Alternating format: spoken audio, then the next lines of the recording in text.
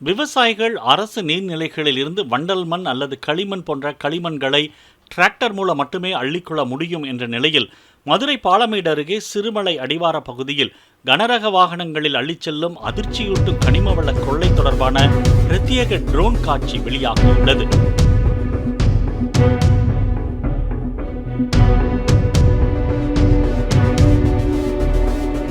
விவசாயிகள் என்ற பெயரில் போலியான அனுமதி வாங்கி ஜேசிபி எந்திரங்கள் மூலம் தோண்டி தினசரி 200க்கும் மேற்பட்ட கனரக லாரிகளில் டன் கணக்கில் கனிம வளங்கள் பகிரங்கமாக கொள்ளையடிக்கப்பட்டு வருவதாகவும், மதுரை மற்றும் திண்டுக்கல் இரு மாவட்ட எல்லைப் பகுதி என்பதால் காவல்துறையும் மாவட்ட நிர்வாகமும் கண்டுகொள்ளாமல் வேடிக்கை பார்ப்பதாகவும் குற்றச்சாட்டு எழுந்துள்ளது.